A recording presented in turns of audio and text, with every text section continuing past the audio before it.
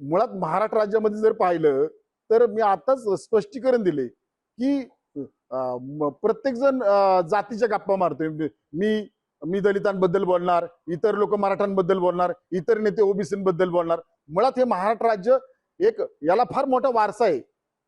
रयतेराजे शिवाजी महाराज, संभाजीराजे फुलेशाह आंबेडकर, आपण सगळे एक आहोत, हे माझं पहिलं मत आहे. त्यामुळे पंकजताई तर मला वाटतं कालच त्या बोलल्यात ओबीसीच्या समाजाच्या व्यथाबद्दल, ते काल बोलल्यात. एवढे दिवस ते शांत होत्या पंकजताई, त्यांचा आम्ही आदर करतो, महिलांचा आम्ही आदरच करतो. परंतु ताईंना आम्ही सांगू इच्छितो, ताई मंत्रिमंडळात एक साईडला बसायचं, छगन भुजबळ साहेबांचं तेच आहे, एक साईडला मंत्रिमंडळात बसायचं, सगळं ते भोगायचं पूर्णपणे, आणि समाजाचे प्रश्न सोडवण्यासाठी तुम्ही राजीनामा सुद्धा देत नाही.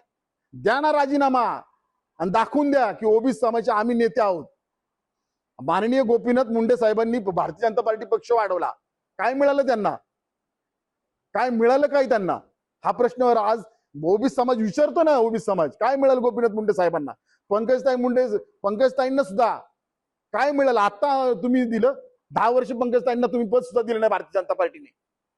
एकनाथ खडसेंचा वापर केला, प्रकाश शेंडगे त्यांचा वापर केला, आणि पक्ष ह्या लोकांनी वाढवला भारतीय जनता पार्टी. पण सत्तेत आल्यानंतर ही लोक कुठेही दिसले नाहीत, कुठेही दिसली नाही. फक्त ओबीसी समाजाचा वापर केला गेला. म्हणून मी ओबीसी समाजाला सांगू इच्छितो, भारतीय जनता पार्टी ही त्यांचा डीएनए ओबीसी नाही, डीएनए ओबीसी आहे, विरोधी आहे. त्यांचा डीएनए ओबीसी विरोधी आहे. ते मनुवादी डीएनए त्यांचा डीएनए पेशवा डीएनए. हे आताच बहुजन समाजाने ओळखावं. आपण सगळे एक आहोत. याच माध्यमातून मी राज्यामध्ये माझ्या मराठा बांधवांना, माझ्या ओबीसी बांधवांना, माझ्या इतर सगळं समाजाच्या बांधवांना मी सांगू इच्छितो की आपण एक आहोत. म्हणून तर मी मागणी करतोय आपल्या माध्यमातून, मुस्लिम समाजाला का नाही आरक्षण मिळत? जाहीर करा 5% आरक्षण मुस्लिम समाजाला, त्यांना सुद्धा न्याय मिळाला पाहिजे.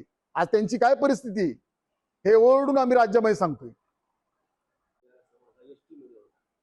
परभणी जिल्ह्यात मागच्या 4 दिवसापासून आंदोलन सुरू आहे, प्रत्येक जिल्ह्यात सुरू आहे. काय याविषयी तुम्हाला काय?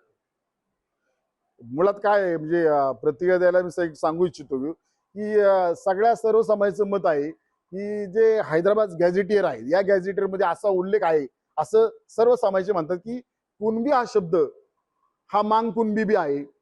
म्हणजे इतर समाजाच्या महार कुणबी बी आहे, काय म्हणतात, काही म्हणतात की वेगवेगळ्या जातीचे शब्द त्याला कुणबी शब्द लावलेले, कारण जे शेतीकर होते त्यांना कुणबी शब्द आहे. त्या सगळ्यांचं मत आहे की आम्ही पण कुणबी आहे. हैदराबाद गॅझेटियर जर लावायचं असेल तर आम्ही पण कुणबी आहे, तर ते आम्हालाही लागू व्हावं. पण आमचं स्पष्ट मत आहे की मुळात कुणबी जो समाज आहे महाराष्ट्रामध्ये त्याला आरक्षण लागूच आहे. परंतु ज्या ज्या नवीन नोंदी निघत आहेत, कारण जुने काही लोक कुणबी आहेत पण त्यांना काही प्रूफ मिळाले नाही, परंतु हैदराबाद गॅझेटियरमुळे काही प्रूफ मिळत आहेत, तर ते जे खरे आहेत ते खरे आहेत ना, जे रक्ताचे नाते आहेत ते खरे आहेत, ज्यांची वंशावळ खरी येत असेल ते खरे आहेत, त्यांना मिळालंच पाहिजे. आणि ते कोणत्याही समाजाचा घटक असू द्या, कोणत्याही जातीचा घटक असू, ज्याच्या पुढं कुणबी लिहिलेला आहे, ज्याची वंशावळ येत असेल, ज्याला रक्ताचं नाते येत असेल, त्याला ते मिळालंच पाहिजे. ही आमची पण ठाम भूमिका आहे. कारण कायदेशीर कुणबी हा समाज ओबीसी मध्ये आहेच, ते मिळालंच पाहिजे. जो तो उठतो आणि सचिन खरात हे शरद पवार साहेबांची बाजू घेतात असं म्हटलं जातं.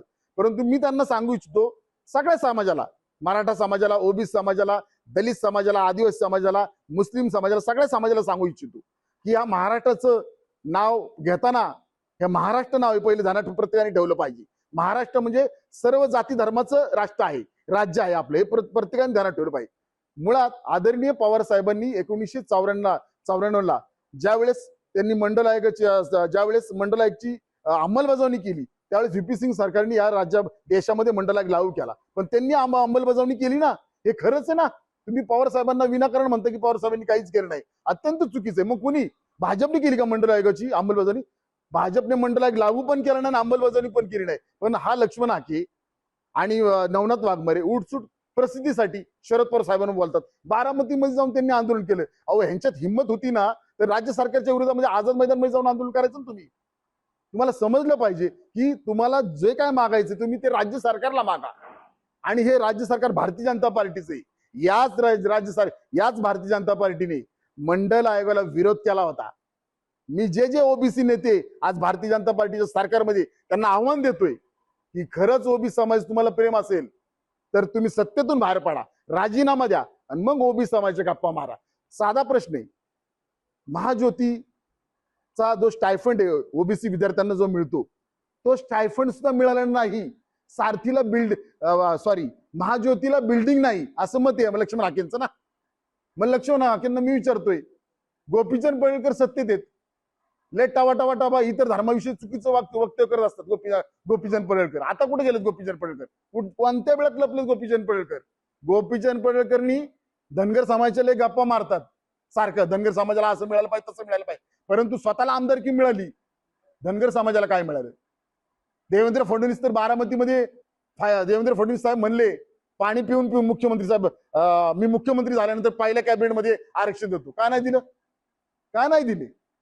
सगळ्या समाजाची फसवणूक चाललेली आहे हे स्पष्ट. सगळ्या समाजाची, महाराष्ट्रामध्ये बहुजन समाजाची फसवणूक चाललेली आहे. आणि माझं स्पष्ट मत आहे, आदरणीय पवार साहेबांनी ओबीसी मंडल आयोगाची अंमलबजावणी केलीच आहे. आणि भारतीय जनता पार्टीने काय काय केलं हे सुद्धा ओबीसी समाजाने पुढे येऊन सांगावं.